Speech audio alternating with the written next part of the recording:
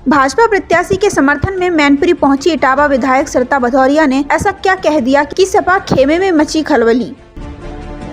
आपको बता दें, जनपद मैनपुरी में उपचुनाव प्रचार शुरू हो चुका है। सपा व भाजपा की टक्कर आमने सामने की है, जिसके लिए अपने अपने प्रत्याशियों के लिए समर्थन में अलग अलग जनपद से कद्दावर नेता जनसंपर्क करने के लिए मैनपुरी पहुंच रहे हैं, जिसके चलते भाजपा प्रत्याशी रघुराज सिंह साकी का समर्थन करने मैनपुरी पहुंची इटावा विधायक सरिता भदौरिया।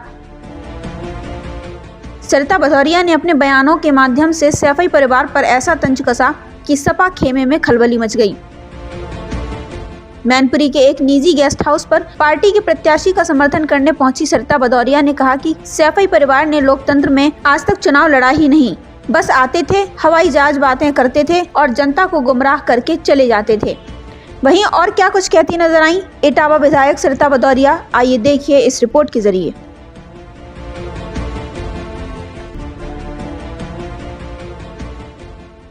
देखिए, भाजपा बिल्कुल नहीं घबरा गई है और भारतीय जनता पार्टी ने रघुराज साकी को अपना प्रत्याशी बनाया है और पूरी जिम्मेदारी और दमखम के साथ हम चुनाव लड़ेंगे और चुनाव जीतेंगे।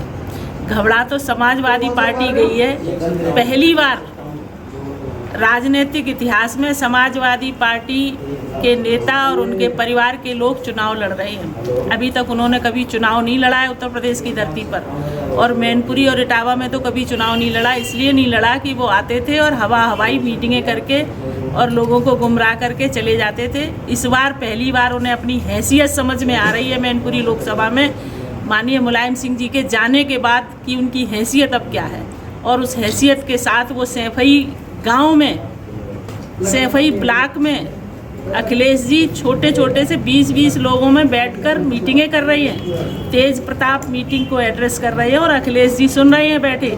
इस स्थिति में आज समाजवादी पार्टी है, घबराहट की स्थिति में है, उनका सम्मान दांव पे लगा है और उन्हें पता है कि उनका हश्र क्या होने वाला है। अब ये ना तो समाजवादी पार्टी के सम्मान को बचा पाएंगे और ना बरादरी की, जिस बरादरी की बात करते उस बरादरी की कभी इन्होंने चिंता नहीं की। उस बरादरी में कभी बलराम सिंह यादव हुआ करते थे, जिनको सदैव इन्होंने परेशान करने का काम किया। दर्शन सिंह यादव हुआ करते थे।